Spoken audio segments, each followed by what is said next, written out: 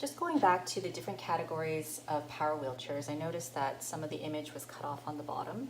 So I'm just redoing the slide so you can see the wheel configuration. This is a front wheel drive. Notice the main drive wheel is in the front, mid wheel drive, and rear wheel drive. Okay, and I won't repeat much after that. We'll skip this slide because I already went over it. Okay, so now getting into seating and positioning. Okay, so I know for me when I'm doing an assessment, forefront of my mind is the pelvic and spine positioning. I know that may not come readily to people when they're considering a wheelchair. Often we tend to fixate on the wheelchair, but basics about prescribing a wheelchair is about really considering the client's pelvic and spine positioning because it will greatly affect your prescription. So number one, with the pelvis, we look at tilt of the pelvis, whether it's anterior or posterior tilt. We look at pelvic obliquity, and we also look at pelvic rotation.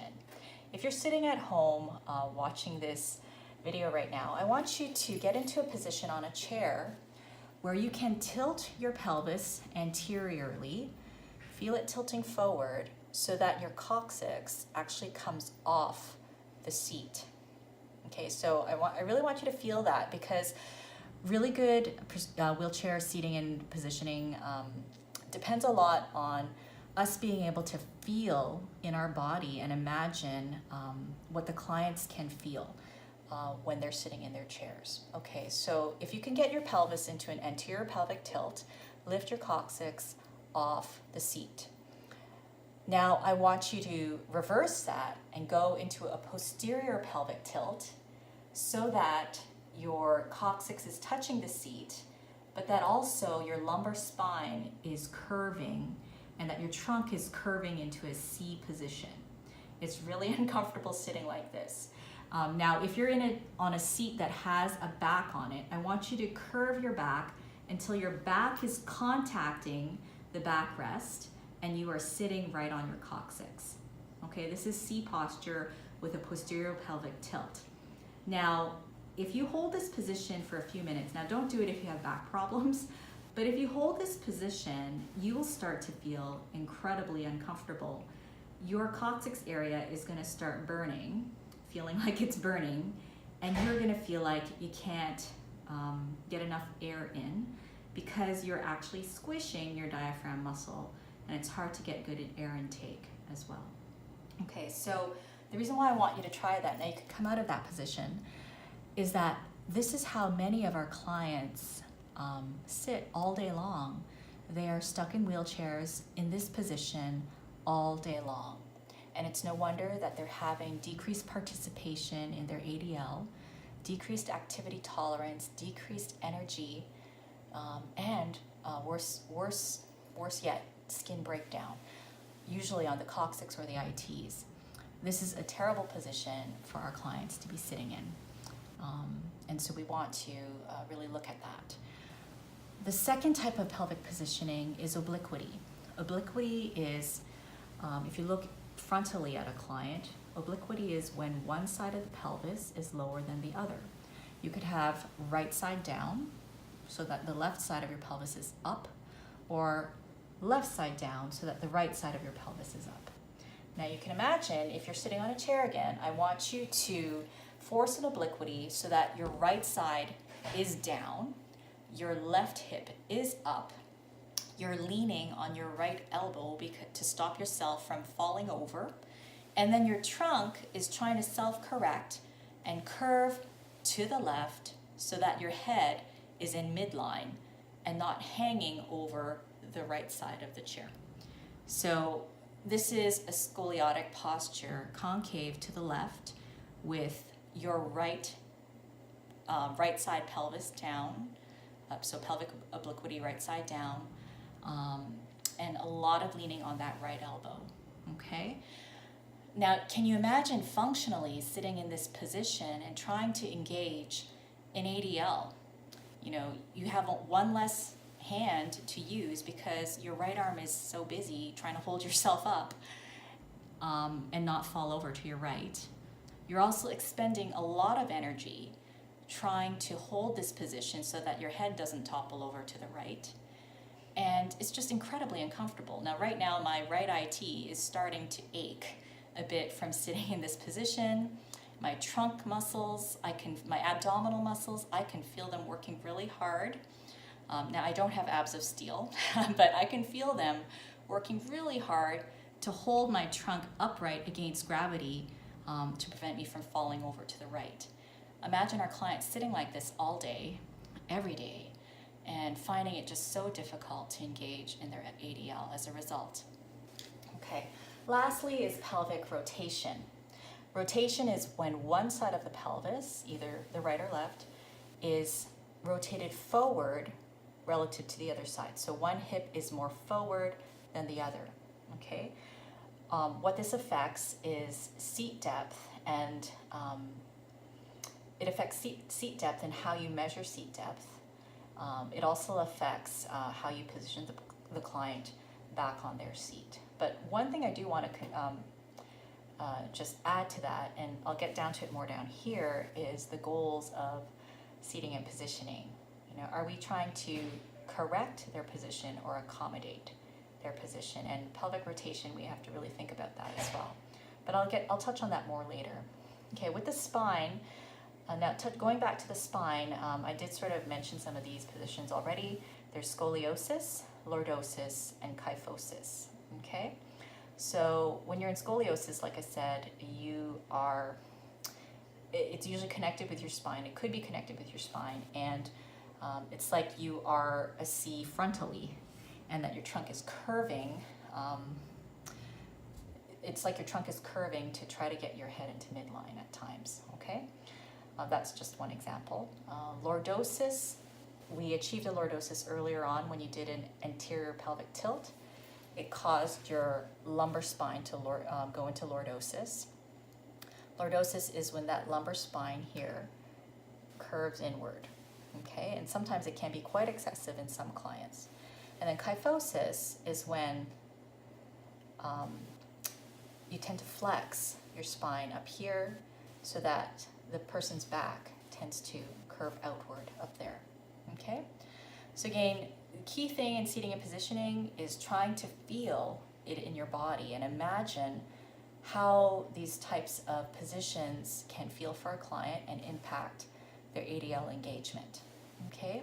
Now getting down to this point here, what are the goals of seating and positioning?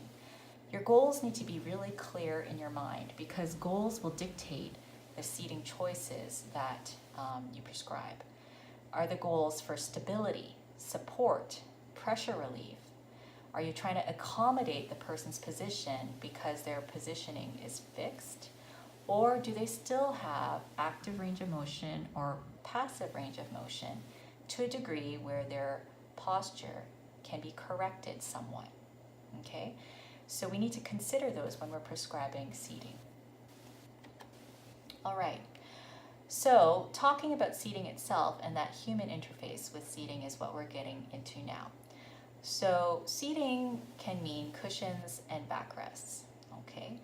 Cushion materials can be foam, as in this example, air, as in this example, and gel, as in this example here, okay?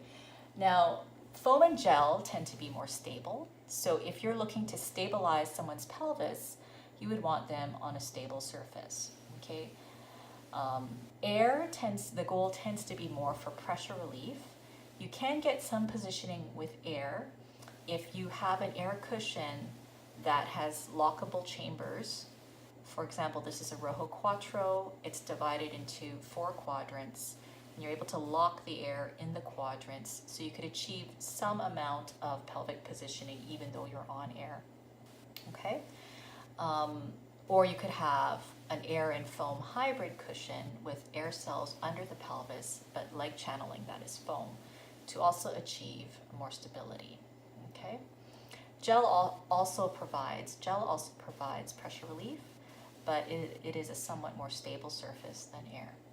Again, what you prescribe really depends on the goals of seating and also on your client goals and your client's reported comfort as well, okay?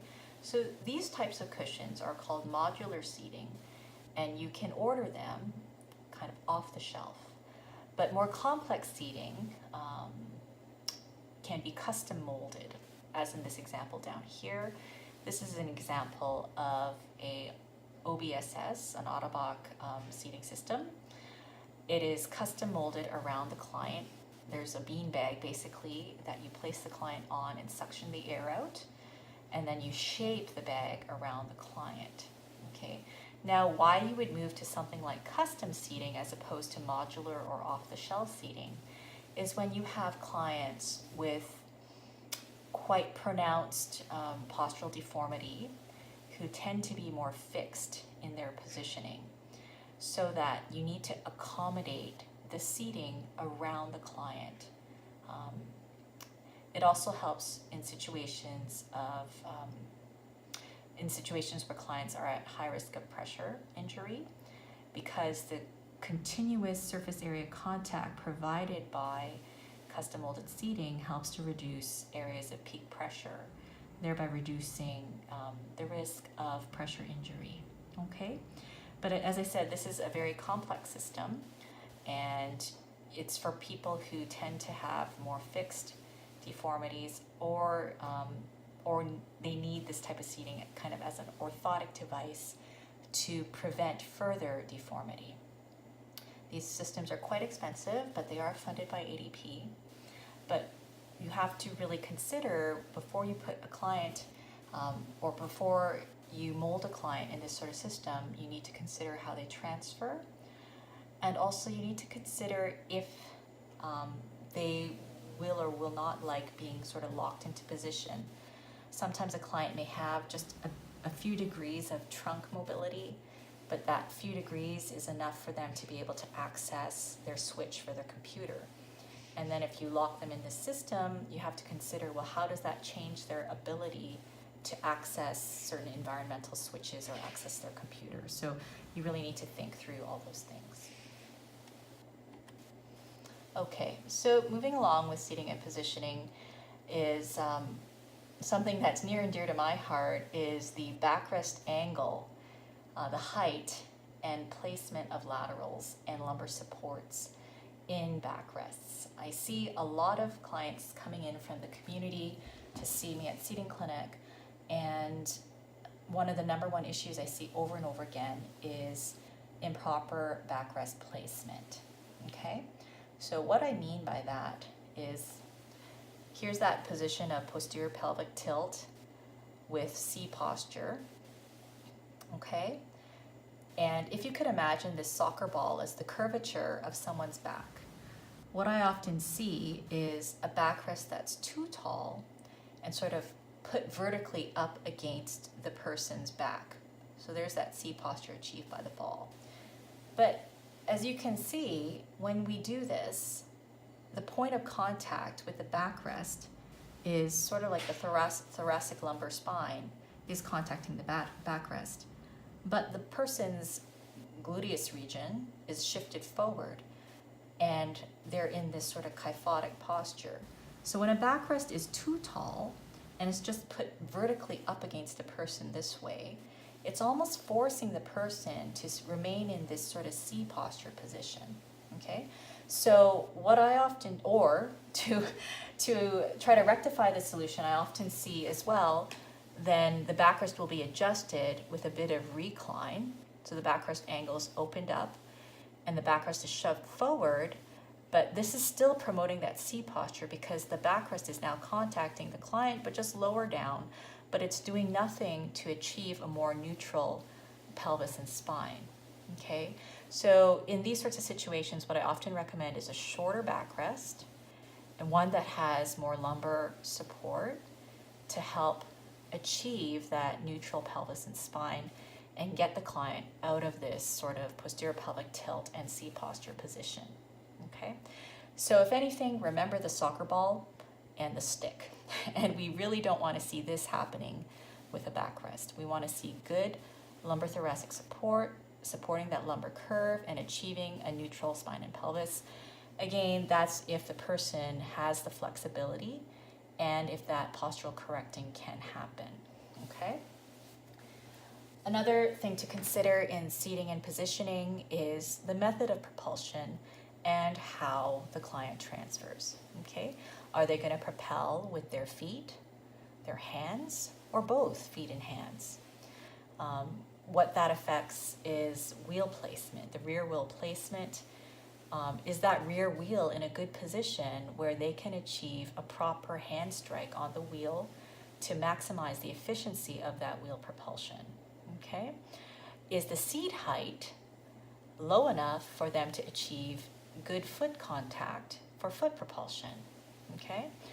Often what I see is a client is set up supposedly for foot propulsion, but they do not have good foot contact with the floor, and then when they try to propel, they're straining to reach the floor, and it's just causing them to sort of pull themselves forward out of the chair. So their pelvis is sliding forward in that effort to reach the floor, leading to this position with the posterior pelvic tilt, the C posture, and the sliding forward, also leading to shearing forces on the ITs and coccyx, leading to pressure injuries.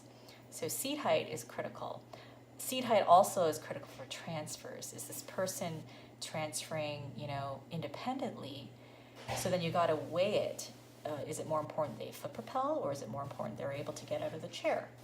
If a seat height is too low or too high, this can affect how they transfer as well. The height of the laterals is also really important, and laterals are these things here that come off the backrest to help hold the person's trunk in position and prevent them from leaning over to one side excessively. Laterals can definitely come into play and be an issue if you're having someone propel with their hands. If the lateral placement is poor and up in their axilla, bilaterally or on one side, it'll really affect their ability to access the wheels. If lateral positioning is too low, but the person needs the laterals for support so that their trunk isn't leaning over, if the laterals are too low, then the laterals won't be doing their job, and then as the person's trying to propel, they'll be straining and leaning. Okay. Back angle, I did touch on that, but that C posture greatly affects a person's ability to self-propel. If you put yourself into that position again, roll back onto your coccyx with a posterior pelvic tilt and sort of a C-spine. Try propelling. You feel like your diaphragm is being squished. Accessing the wheels becomes difficult because now you're jamming your shoulder blades against the backrest, and it just becomes quite difficult to propel in this position. So we need to consider that. And lastly, we need to consider the cushion material itself. If the person is having to transfer on their own, but the cushion is all air and they're having difficulty securing the front of the cushion, or when they're leaning against it to transfer into the chair, or if the seat cushion is too high for some reason, that could also affect the person's transfer. If the cushion is all gel or all air, and as they transfer onto the chair, the front of the cushion is sort of rolling up on them, that's going to be a problem as well. So you need to address these things, make sure the cushion is properly secured, and if needed, even that the cover is adapted so that the cover can Velcro to the underneath of the chair so that the front of the cushion doesn't roll up during transfers. Okay, so now we're on to basic measurements for ordering a build or a trial wheelchair. Okay, we use the word build here because we often build chairs for our inpatients here. We have a lot of stock here, and we therapists here put in sort of orders to have a chair personalized and built for a client to use while they're in hospital. That's the inpatient seating. A trial chair is something that I would do in outpatient seating, working with a vendor. I would take measurements for a client and provide those measurements when we are working on ordering a trial chair for a person. Okay, so the key thing with measuring is to please measure a client on a flat surface using rigid measurements. I implore you, when you start working, please do not measure clients while they're lying in bed or when they're lying or sitting on a soft sofa, because I can guarantee you your measurements will be incorrect. And then when you try to build a trial chair based on incorrect measurements, the chair won't be correct. And the chair, in fact, can cause harm to a client if the measurements are not correct. It can lead to pressure injuries, as I mentioned earlier. It can lead to really poor positioning, and it can lead to just overall dissatisfaction and reduced quality of life for this client that we are working on helping or assisting to independence, okay? So measure on a firm flat surface in the seated position using rigid measurement tools. What I mean by that is don't use these flimsy tape measures that just blow away in the wind and are all floppy. Try to use tape measures, a tape measure that is more like metallic. I don't know if that's the right word, but that the actual measurement piece is more rigid. It'll still wind up into your tape measure, but when you pull it out, it'll stay rigid. The reason why is, clients come in different shapes and sizes, and often what happens is if you're using a highly flexible tape measure, it's very hard to keep that tape measure straight. It tends to conform to the client's shape, like around their abdomen, and so your measurement will be too long, okay? Also, to use a flat surface when you're measuring the client's seat depth. Okay, so I'll get to that a bit more later. But first, let's talk about hip width. So hip width is from both sides of their hip. I often use something called a caliper to measure hip width. It's a very consistent way to measure hip width, and the measurement tool doesn't bend on you like a tape measure, okay? You don't actually have to add, one thing I get asked a lot is how many inches do I add to each side when I give hip width to a vendor. You don't have to add any inches. If someone truly measures 16 inches across the hips, you just tell them it's 16 inches across the hips. You don't have to say 16 plus 2 inches because now the chair is going to be too big. Okay. Seat depth we measure in the seated position from the popliteal fossa and rearwards. Now, I didn't give the measurement you go to at the back because what we often have to consider is the client's gluteal tissue. If the client has obesity, sometimes that gluteal tissue can extend quite far past the client's physical back when they're seated upright.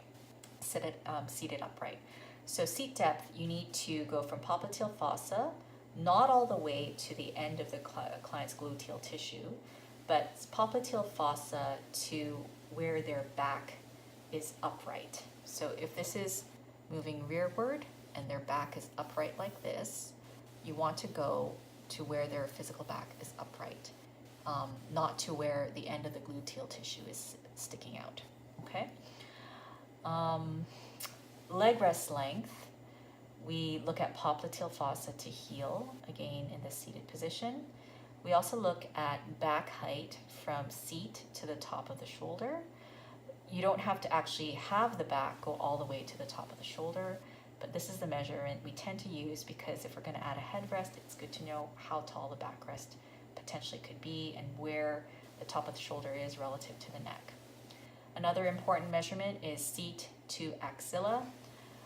Why we need this measurement, this is the one I tend to use a lot for backrest height, is where the curvature of the laterals where I want the curvature of the laterals to be situated.